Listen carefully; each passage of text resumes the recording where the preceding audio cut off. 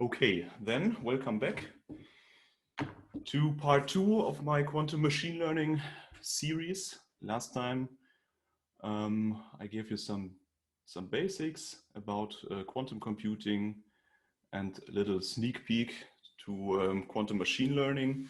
And today is the day that I want to introduce you to some ideas about variational quantum computing.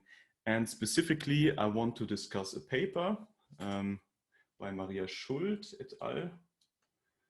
And it is this paper here, The Effect of Data Encoding on the Expressive Power of Variational Quantum Machine Learning Models. And I found this interesting because this actually goes into some detail and shows theoretically what variational quantum models or what types of function these models can actually learn. And so I wanted to show you this paper and yeah. Okay, and we'll jump right into it. So just to recap, variational quantum circuits. So I told you about this idea that there are certain types of gates that can, or that have parameters. So you see these Rx, Ry gates here, which have this theta parameter. And this is just some parameter that gives a rotation. So if you remember the Bloch sphere, we can represent each single qubit quantum state on this Bloch sphere, where we have this 3D sphere where every point on the surface is a valid quantum state. And these Rx, Ry, Iz gates, with these you can basically rotate the state around the given axis of the Bloch sphere. And then we have, if we collect all these parameters in one big theta here, then we have a kind of a black box model, a parameterized black box model, where we can also use a classical machine learning pipeline. So we have this quantum part here, which only evaluates a quantum circuit. We have a probabilistic readout where we can do some kind of expectation value, and then we have the typical machine learning pipeline with some loss function and some way to update the parameters inside by means of gradient descent or whatever.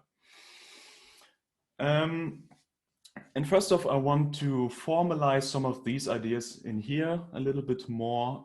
For example, also first, we have the expectation values. Of course, you can do this by just measuring and taking the empirical expectation values, but this in this paper, we have a theoretical view, so we'll quickly go over how to do it theoretically. So, as I taught you in the last talk, every quantum state, be it a single qubit or multi-qubit state, is represented by this amplitude vector.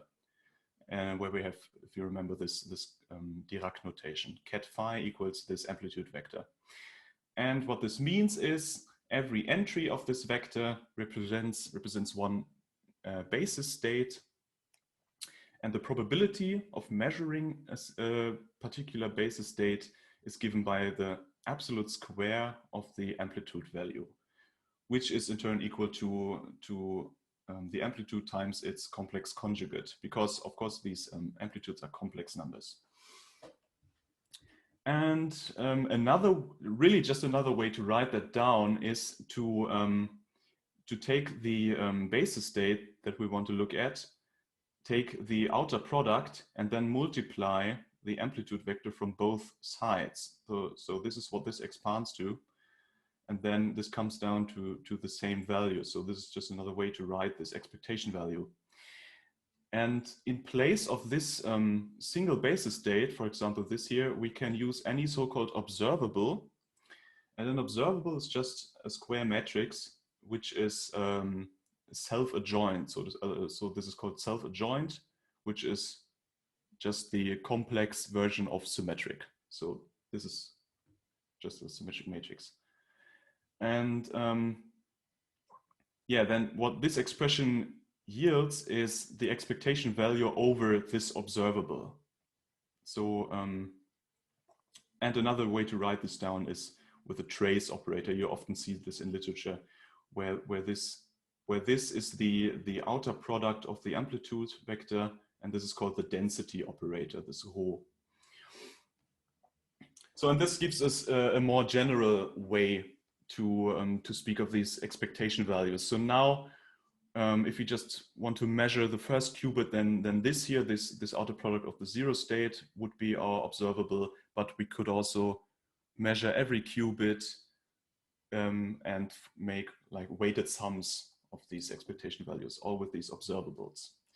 And an interesting property is that if the eigenvalues of this observable matrix are real numbers, then you can build a physical system that can measure this property, this observable.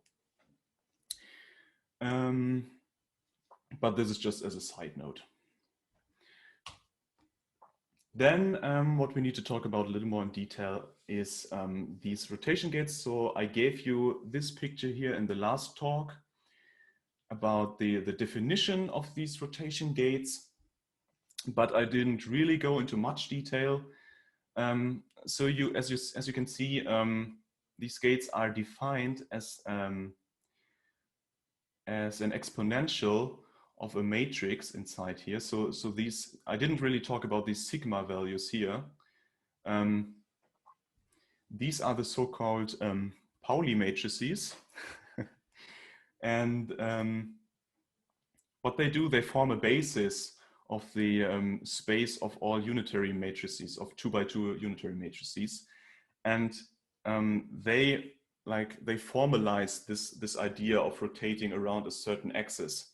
And this and we can make parametric gates from these by applying this this operation e to the minus I theta times this matrix.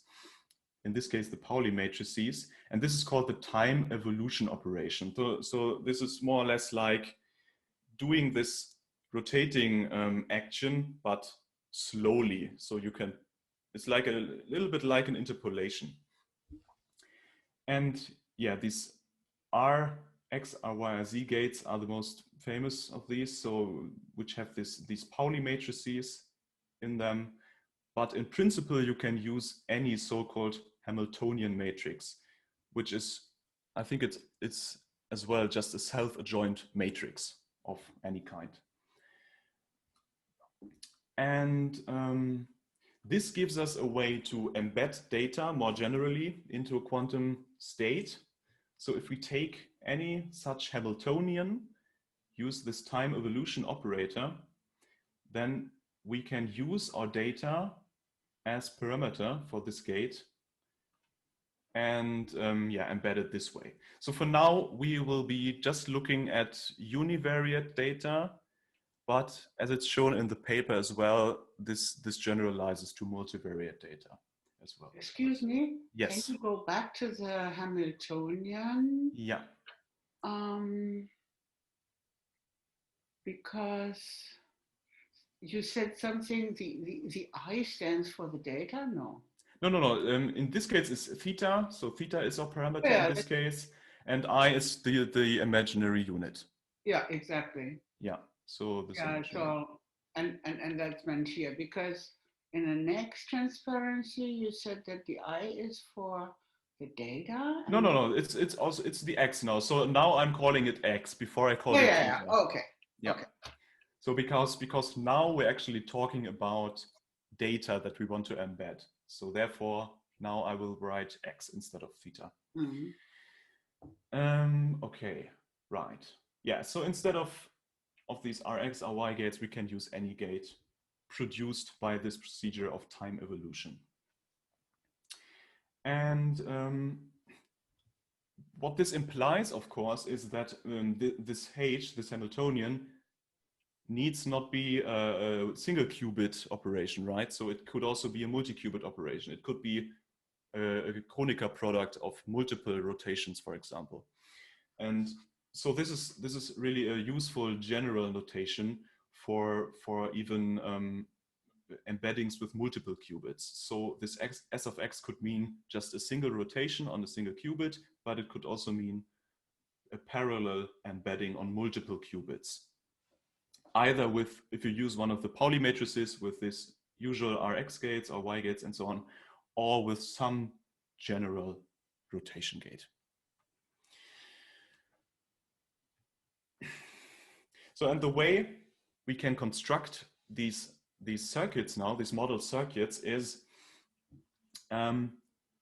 we can say our circuit is initialized with 0 states on all qubits, and then we have some unitary matrix that prepares some kind of initial state for our embedding.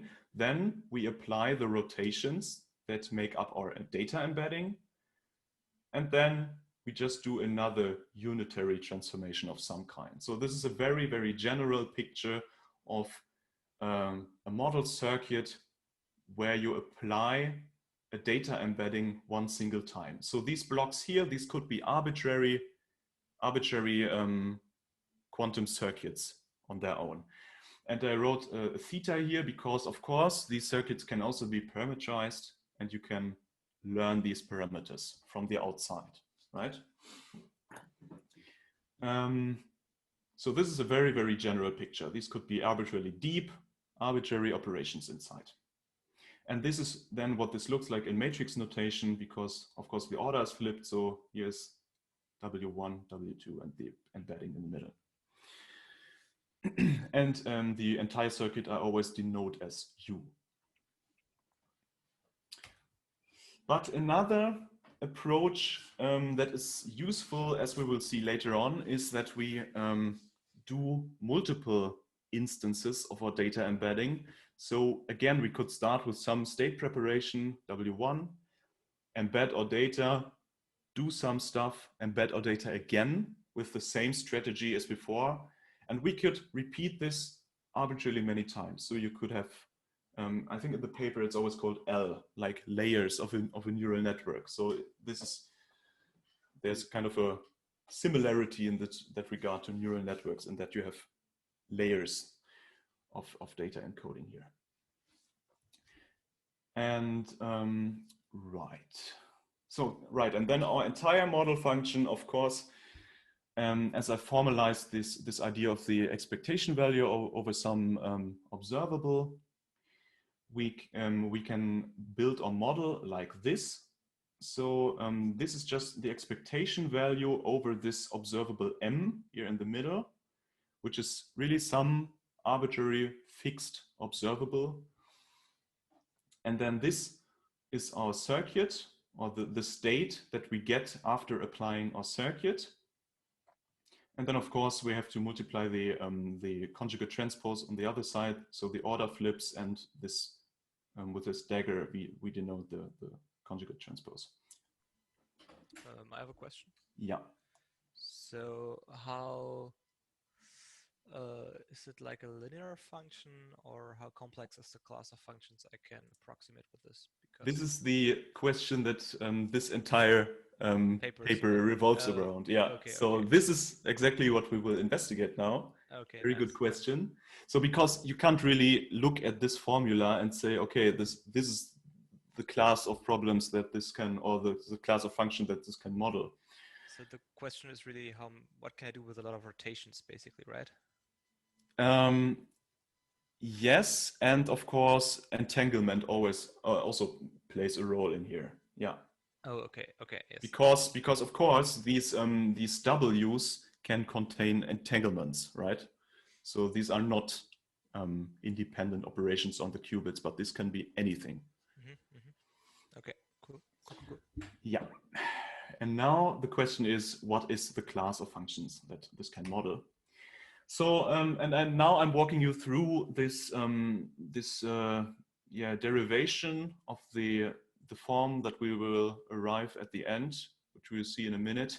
So, in the first step, we can say that without loss of generality, the Hamiltonians that are used in the data embedding are diagonal matrices.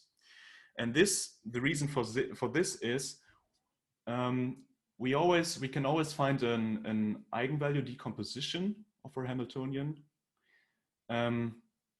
where the sigma here is just the matrix that contains all the eigenvalues on its diagonal, and these V matrices, these are the projections onto this eigenspace. And because this is a Hamiltonian matrix, these V's will always guarantee to be unitary matrices. And also from the definition of the matrix exponential, it follows that this also is true for this time evolution operator. And now what we can do is we can kind of absorb these projection matrices V into the W's from before. So if you look at this picture, it's like this splits into 3 with the V transpose here, the sigma in the middle and the V here, and then we just group these V terms with these W's. And then we are left with this S being a diagonal matrix containing the eigenvalues. Okay. So now, okay, this looks messy, but stay with me. So this here is the part that gives us the state after running our quantum circuit, right? And now if you think about this, so what this is, it's basically the same as this. So it's our large matrix multiplication. And to get one single entry of this huge vector, so because what this evaluates to is a state vector, right? Every entry of this, we can write this matrix product as the sum over all paths through these unitary matrices, or through all these matrices, right? So, which is just what the notation of matrix multiplication is hiding from us. So this is just an explicit way to write down this matrix multiplication. And because the embeddings are now diagonal matrices with the eigenvalues, we can just replace them with this term here, where we have just the single eigenvalues which we go through. And this is the sum over all of these paths through these unitary matrices. Then we can group the eigenvalues together at the beginning here. So we are just dragging them all to the start of this expression. And then, yeah, we introduce this this multi-index notation here, which clears it up a little bit. So instead of writing this explicitly with a J1 to JL for every layer, so here, by the way, here is this notation L. We have L repetitions of this embedding. Instead of this notation, we'll just use a multi-index with L entries. And then this capital lambda J is just this sum over this path of eigenvalues. By the way, I think I missed the J here at the subscript of the lambdas. Yeah, this should be lambda J1 to lambda JL.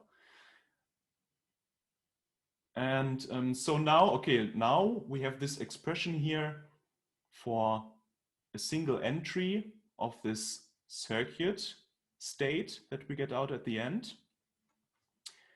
And if we remember our model function, then we have the same at the end, just the conjugate transpose of it, right? So I didn't put this on the slide here, but basically we do the same again for the mirror image of that. And what we get as a model function looks somewhat like this here, where we have the sums over these over the eigenvalues in the exponent here, and these A terms are then all of these combined paths through the unitary matrices, through the observable matrix, this is the M here, and then back through the conjugate transpose. This is what this sum here is. And then, of course, because we have to sum this up over all entries of the observable matrix, we have a sum over all combinations. Okay, so and at the end, so this is all very complicated looking stuff, but in reality it just hides a matrix multiplication. And so we end up with this expression, which is an even larger sum, because now we have to sum over all the combinations of these paths through the matrices. And right, and we end up with this expression. And now if we group this together, so if we group together all the A's which have the same value here for these differences of eigenvalue sums, then we end up with an expression that looks like this here. And you can see now I'm just calling this I'm just calling these differences of eigenvalue sums omega, because this looks somewhat like a frequency. And we group together all the terms that belong to the same omega. So this is just the sum over all A values where this value is equal to omega. Okay. And then we end up with an expression that looks like this. And this looks an awfully lot like a Fourier series with kind of a truncated frequency spectrum. So usually Fourier series are infinite series, infinite sums overall frequencies. But now our frequency spectrum is given by all the combinations of eigenvalue differences here. And this whole proof that I showed you is just for as I said, univariate data. And if you're really interested in this and want to understand the procedure that I just showed you in more detail, and also for multivariate data, then you always can just look at the paper and try to wrap your head around this. But this was just the short version. And the interesting part is that at the end, we arrive at an expression that looks like a truncated Fourier series. And so we can make some observations about that. Firstly, because of course, if k and j are the same, then this is 0. So we always have 0 in our spectrum. So we have always a means to express some offset. Then we see that it's a symmetric, because if omega is in our spectrum, then also minus omega is in the spectrum if you flip around this difference here.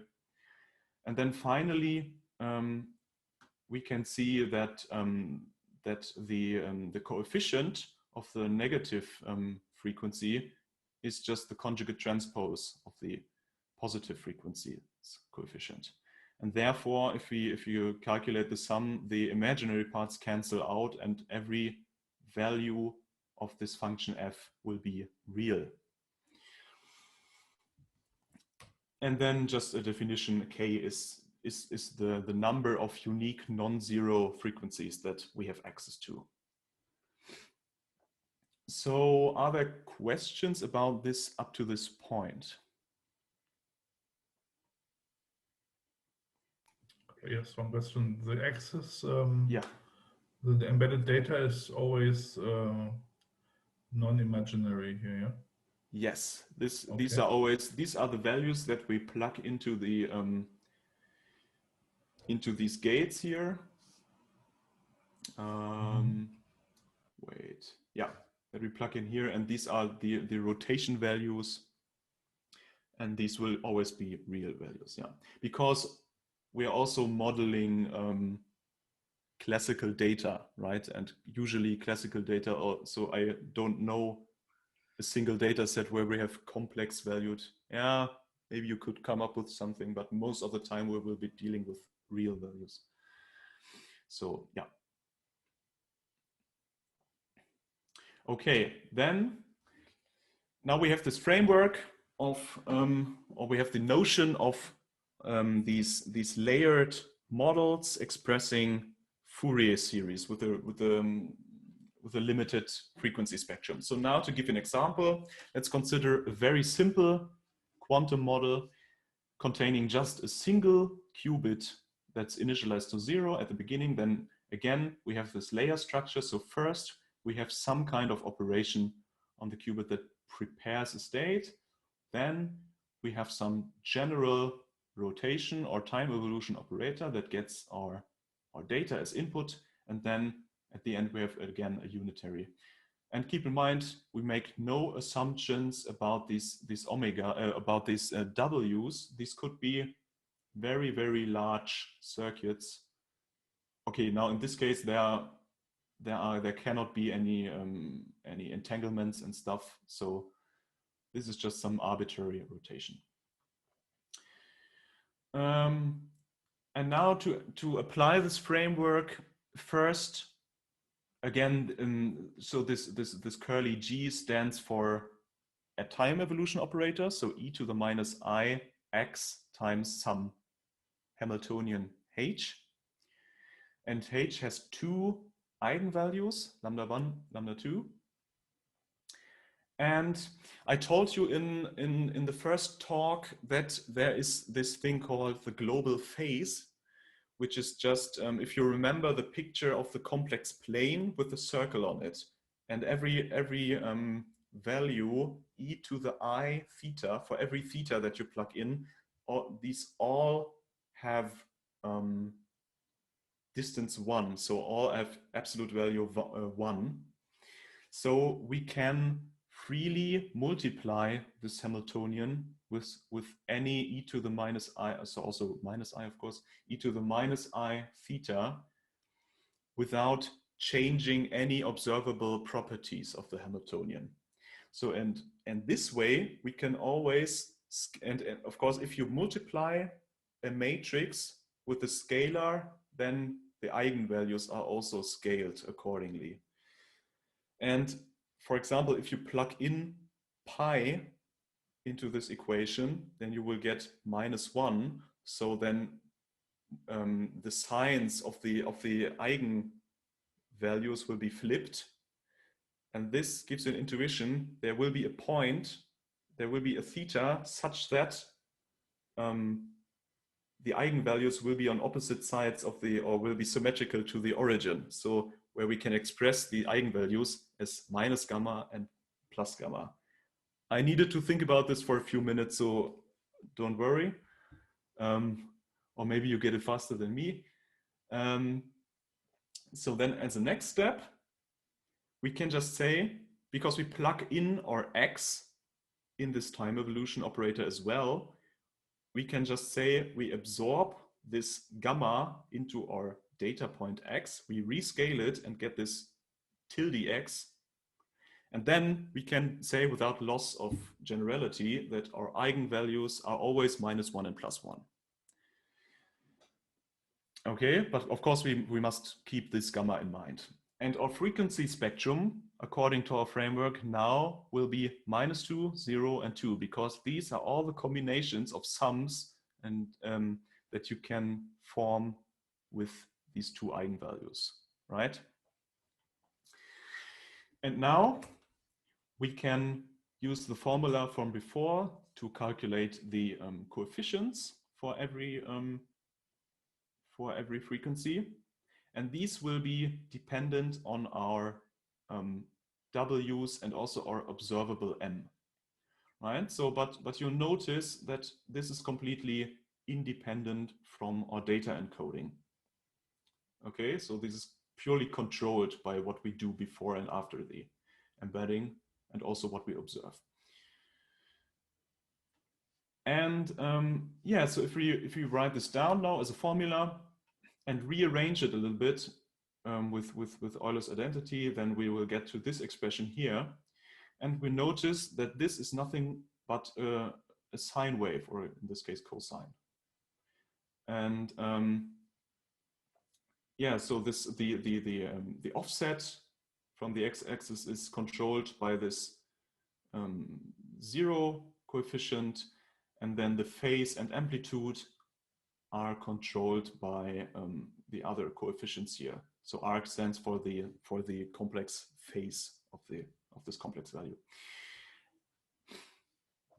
And right, so this is interesting because now we see that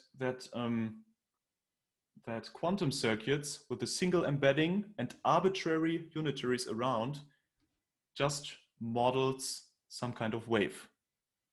And this is really all that these models can represent. Right, okay.